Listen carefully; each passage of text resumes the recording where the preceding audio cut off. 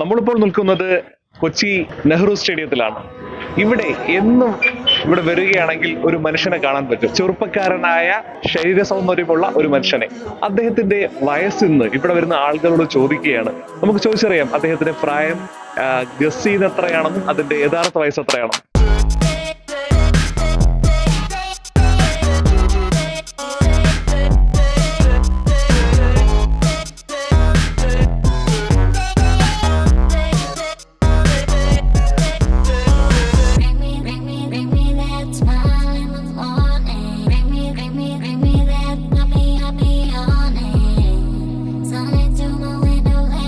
അദ്ദേഹത്തിന് എത്ര വയസ്സ് പ്രായം തോന്നിക്കും? പുള്ളിക്ക് ഒരു 42. 42. അദ്ദേഹത്തിന് എത്ര വയസ്സ് പ്രായം തോന്നിക്കും? ഒരു 53 വയസ്സ്. 53. എത്ര വയസ്സ് പ്രായം തോന്നിക്കും? ഒരു 55 ആളുമായിരിക്കും. 55. 55. ഒരു 57. 57 ആണ് ചോദിച്ചേ. ഒരു 50 പ്ലസ്. 50-നും 55-നും ഇടക്കുള്ള പ്രായം കാണും. 55 വയസ്സ് മാക്സിമം.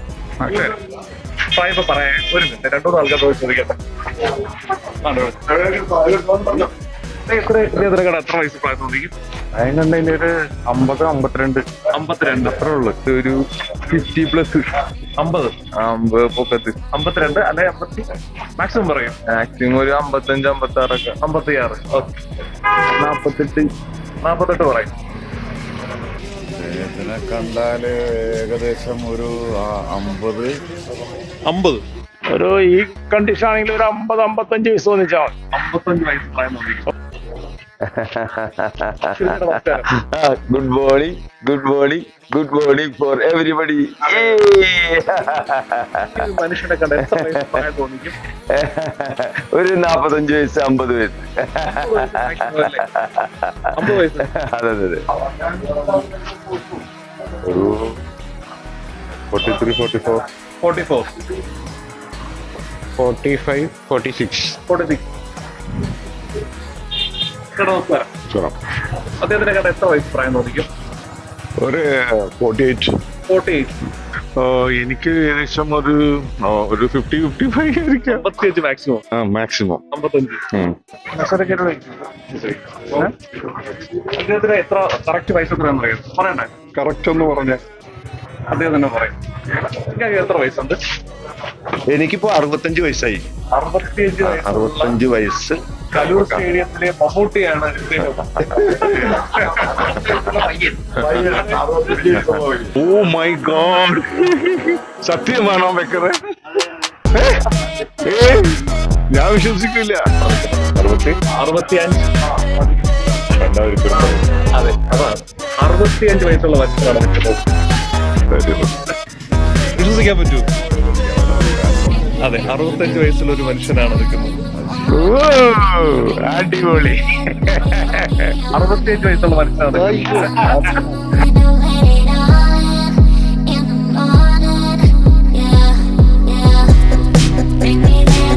ഇത് കറുകപ്പള്ളി അബൂബക്കർ, കലൂർ സ്റ്റേഡിയത്തിലെ മമ്മൂട്ടി എന്നാണ് അദ്ദേഹത്തിന് അറിയപ്പെടുന്നത്.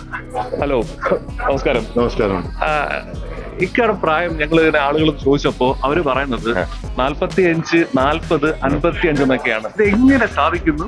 ഞാന് ഇത് എക്സർസൈസ് ആണ് ശരിക്കും പറഞ്ഞത്. ഞാൻ എന്റെ ഒരു 17 വയസ്സിൽ തുടങ്ങിയതാണ് എക്സർസൈസ്. അത് തുടങ്ങി അതൊരു പിന്നെ ഒരു 10 കൊല്ലക്കാലം ബോംബെയിൽ എന്റെ ബിസിനസ് ആവശ്യാർത്ഥം പോയപ്പോ അത് പാടെ നിർത്തേണ്ടി വന്നു. പിന്നെ മറ്റുള്ള എല്ലാ സമയങ്ങളിലും ഇപ്പൊ ജിമ്മിൽ പോയില്ലെങ്കിലും ഇപ്പൊ കലൂർ ഇന്റർനാഷണൽ സ്റ്റേഡിയങ്ങളും ഇവിടെ വന്നാലും ഡെയിലി രാവിലെ ഒരു 6 മണിയാകുമ്പോൾ ഞാൻ വരും. വന്ന് കുറച്ച് ഒരു 5 റൗണ്ട് നടക്കും. അത് കഴിഞ്ഞിട്ട് ഇച്ചിരി എക്സർസൈസ് ഒക്കെ ചെയ്യും. ഇത് എൻ്റെ ജീവിതത്തിൽ ഞാൻ ഒഴിവാക്കിയിട്ടില്ല. ഈ 10 വർഷക്കാലം എൻ്റെ ജോലി സംബന്ധമായ കാര്യങ്ങൾക്ക് ഒഴികെ അന്ന് എനിക്കത് ചെയ്യാൻ സാധിച്ചില്ല. ബോംബെയിലായിരുന്നു. അതിനുശേഷം ഈ 17 വയസ്സ് മുതൽ തുടങ്ങിയ ഞാൻ ഇന്നും അത് കണ്ടിന്യൂ ചെയ്യണം. അത് ഞാൻ നിർത്തിയിട്ടില്ല. അത് എന്റെ ജീവിതത്തിന്റെ ഒരു ഭാഗമാണ്. അപ്പോ ഒരു കാര്യം ഉറപ്പിക്കാം, നമുക്ക് ഈ ഒരു പ്രായം ആകുക എന്ന് പറയുന്നത് നമ്മളുടെ പ്രശ്നം കൊണ്ടാണ്. കാരണം എന്ന് പറഞ്ഞാൽ പ്രായമായി ഇതേപോലെ നമുക്കറിയാം, ഇപ്പൊ 65 വയസ്സുള്ള ഒരാളുടെ കൂടി നമുക്കറിയാം ഭയങ്കര ക്ഷീണമായിട്ട് എണീറ്റ് നടക്കാൻ പോലും പറ്റാത്ത ആൾക്കാരുണ്ടാവാം. പക്ഷെ നമുക്ക് മനസ്സിലാക്കാൻ കഴിയുന്നത് ഇതുപോലൊക്കെ പറഞ്ഞനുസരിച്ച് പറയുകയാണെങ്കിൽ വ്യായാമം ഡെയിലി ചെയ്യുകയാണെങ്കിൽ ബോഡി ബിൽഡപ്പായി ഇതുപോലെ ഇങ്ങനെ നിൽക്കുമെന്നുള്ളതാണല്ലേ. അതായത് നമ്മുടെ മനസ്സിന് ഒരിക്കലും പ്രായമാണില്ല. മനസ്സ് അത് ഒരു 17-16 വയസ്സിൽ നമുക്ക് ഓടുന്ന വണ്ടിയിൽ ചാടി കയറണമെന്ന് ആഗ്രഹം ഉണ്ടാവും. നമ്മുടെ മനസ്സിൽ ആഗ്രഹം ഉണ്ടാവും, അതിൻ്റെ ശരീരം നമ്മുടെ പ്രാവർത്തികമാക്കുകയും ചെയ്യും.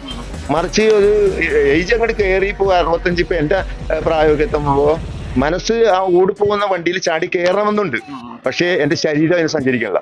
പക്ഷെ അത് സഞ്ചരിക്കണമെങ്കിൽ എക്സസൈസ്, ഇപ്പൊ ഓടിപ്പോകുന്ന വണ്ടിയിൽ ചാടി ഞാൻ കയറും. ഈ 65-ാമത്തെ വയസ്സിലും ഞാൻ കയറും. അതെന്താണ്? നിത്യാഭ്യാസി ആന എടുക്കും എന്ന് പറഞ്ഞാൽ കണ്ടിന്യൂ ചെയ്യുന്നതിന്റെ ഗുണമാണത്. അപ്പോൾ നമ്മൾ വയസ്സാകണില്ല. ശരിക്കും പറഞ്ഞു കഴിഞ്ഞാൽ നമ്മളുടെ മനസ്സ് വയസ്സല്ല, ശരീരമാണ്. അപ്പൊ അത് നമുക്ക് ദൈവം ആരോഗ്യം എന്ന കാലം അല്ലെങ്കിൽ ആയുസ് എന്ന കാലം മുഴുവനും നമ്മൾ എക്സസൈസ് ചെയ്യാണ്, ഭക്ഷണ ക്രമീകരണമൊക്കെ നടത്തി മര്യാദക്ക് പോവുകയാണെങ്കിൽ നമുക്ക് കുഴപ്പമൊന്നും ഉണ്ടാവില്ല. പിന്നെ മരണം എന്ന് പറഞ്ഞ സാധനം, അത് ചെറുപ്പം, വലിപ്പം, ആരോഗ്യം, വണ്ണം, അതൊന്നും ഇതിന് വിഷയമല്ല. അത് അങ്ങനെ നടക്കും. പക്ഷെ ഉള്ള കാലം 10 ദിവസം പട്ടിയായിട്ട് ജീവിക്കുന്നതിനേക്കാൾ നല്ലത് ഒരു ദിവസം പുലിയായി ജീവിച്ച് മരിക്കുന്നതാണ് നല്ലത്. ആ ഒരു എന്താണ് ഇത് കാണുന്ന പ്രേക്ഷകരോട് പറയാനുള്ളതെന്ന് പറഞ്ഞാൽ, ഇപ്പോഴത്തെ പിള്ളേരെന്ന് പറഞ്ഞാൽ, ഞാനൊക്കെ ഒരു വർഷം ഞങ്ങളുടെ ജിമ്മിൽ ഗ്രൗണ്ട് എക്സസൈസ് ചെയ്തു. ഗ്രൗണ്ട് എന്ന് പറഞ്ഞാൽ സിറ്റപ്സ്, പുഷപ്സ്, ചിന്നപ്സ്, ഇങ്ങനെ 3 ഐറ്റം. അത് മറ്റുള്ള എക്സസൈസുകളും ഇത് ഒരു വർഷം ചെയ്തു. അതിന്റെ അടുത്ത് വലിയ വലിയ ആളുകളൊക്കെ വെയിറ്റ് ഒക്കെ എടുത്ത് കളിക്കും, നമ്മളെ തിരിഞ്ഞു നോക്കിയിട്ടുള്ള അങ്ങോട്ട്. ആ ഒരു വർഷം കഴിഞ്ഞതിന് ശേഷം ആ നടന്ന ജിംനേഷ്യത്തിലെ ഒരു മത്സരം ഉണ്ടായി. ഞാൻ ഒളിമ്പിക് ജിംനേഷ്യത്തിലാണ് കളിച്ചത്, പിന്നെ പോണത്തോടുള്ള ഒളിമ്പിക് ജിംനേഷ്യം. ആ ജിംനേഷ്യത്തിൽ ഒരു മത്സരം വെച്ചപ്പോൾ 500 പമ്പിങ് അടിച്ച് ഞാൻ ഫസ്റ്റ് അടിച്ചു. അവിടെ മുതൽ എന്റെ തുടക്കം. ഞാൻ അത് കഴിഞ്ഞ് നേരെ കലൂർ മത്സരം വെച്ചപ്പോ മിസ്റ്റർ കലൂരായി എന്നെ തെരഞ്ഞെടുത്തു. അത് കഴിഞ്ഞ് മിസ്റ്റർ കൊച്ചിനായിട്ട് എന്നെ തെരഞ്ഞെടുത്തു. അത് കഴിഞ്ഞിട്ട് മിസ്റ്റർ എറണാകുളമായിട്ട് തിരഞ്ഞെടുത്തു. അങ്ങനെ ഞാൻ അത് കണ്ടിന്യൂ ചെയ്ത് ഇന്നും അന്നും പോന്നുകൊണ്ടിരിക്കുന്നു. അതുകൊണ്ട് എനിക്ക് പ്രേക്ഷകരോട് പറയാനുള്ളത്, ഇപ്പോഴത്തെ പിള്ളേരോട് പറയാനുള്ളത്, ശരീരം നന്നാക്കാനാണ് നമ്മൾ ജിമ്മിൽ പോണത്, ശരീരം നശിപ്പിക്കാനല്ല. ശരീര സൗന്ദര്യ മത്സരം എന്നാണ്. അപ്പൊ അതുകൊണ്ട് ഇപ്പൊ പ്രോട്ടീൻ പൗഡർ, വേണ്ടാത്ത സാധനങ്ങളെല്ലാം വലിച്ചു കയറ്റി ഒരു വർഷം കൊണ്ട് എന്റെ പിള്ളേർക്ക് ജിമ്മാണ്, ഒറ്റ വർഷം കൊണ്ട്. അപ്പൊ ഈ അടുത്ത് എയർപോർട്ടിൽ ഒരു പാർട്ടിനെ പിടിച്ചപ്പോ അയാളുടെ അടുത്ത് ഇഞ്ചക്ഷൻ ചെയ്യണം മരുന്നുണ്ടായിരുന്നു. അപ്പൊ എന്താന്ന് ചോദിച്ചപ്പോ അത് ജിമ്മുകൾക്ക് ഇഞ്ചക്ഷൻ ചെയ്യാൻ വേണ്ടി കൊണ്ടുപോകണമെന്ന് പറഞ്ഞു. ശരിക്കും മൃഗങ്ങൾ ഇഞ്ചക്ട് ചെയ്യണ സാധനമുണ്ട് വണ്ണം വെക്കാൻ. അപ്പൊ ഇപ്പൊ ഒരു വർഷം കൊണ്ടൊക്കെ അടിച്ചു വീർത്ത് ഭയങ്കര സൈസായി ഇങ്ങനെ നടക്കണം. അവർക്ക് കാത്തിരിക്കാൻ നേരമില്ല. അതുകൂടാതെ തന്നെ ഈ ബോഡി സംരക്ഷിക്കുന്ന ഇതിലേക്ക് വരണമെന്നാണ് എനിക്ക് പറയാനുള്ളത്. കാരണം എന്താ പറയുക, ഇനി നമ്മുടെ നാടിന് ആരോഗ്യമുള്ള ഒരു തലമുറ വേണം. നമ്മുടെ രാജ്യത്ത്, നമ്മുടെ ഇന്ത്യ രാജ്യത്ത് ആരോഗ്യമുള്ള ഒരു തലമുറ നമുക്ക് വേണം. കാരണം അതിപ്പോ നശിച്ചുകൊണ്ടിരിക്കുകയാണ്. എല്ലാവരും മയക്കുമരുന്ന്, അതേമാതിരി ഓരോ സാധനങ്ങളുടെ പുറകെയാണ്. അത് പാടില്ല. അതേമാതിരി പ്രോട്ടീൻ പൗഡർ, ഇങ്ങനെ ശരീരത്തിന് ഉപദ്രവകരമായ സാധനങ്ങളൊന്നും കഴിക്കാൻ പാടില്ല എന്നാണ് എനിക്ക് പറയാനുള്ളത്. അതുകൊണ്ട് അവർക്ക് ഉപദ്രവമേ ഉള്ളൂ, അതിന് സൈഡ് എഫക്റ്റ് ഉണ്ട്. ഒന്നാമത് അർണോൾഡ് 3 പ്രാവശ്യം ബൈപ്പാസ് സർജറി ചെയ്തു. അദ്ദേഹം ലോകത്തോട് പറഞ്ഞെന്തറിയാം, നിങ്ങൾ ഈ സാധനം കഴിക്കരുതാണ്. ശരീരം നന്നാക്കാനാണ് നിങ്ങൾ പോകുന്നത്, ശരീരം നശിപ്പിക്കുന്ന വഴിയിലേക്ക് നിങ്ങൾ നീങ്ങരുത് എന്ന് മിസ്റ്റർ ഒളിമ്പിക് കിട്ടിയും മിസ്റ്റർ യൂണിവേഴ്സിറ്റി കിട്ടിയ അർണോൾഡ് പോലും ജനങ്ങളോട് പറഞ്ഞാണ്. അപ്പൊ അതുകൊണ്ട് എനിക്ക് പറയാനുള്ളത്, അതിന്റെ പുറകെ ഒന്നും പോകാൻ പാടില്ല.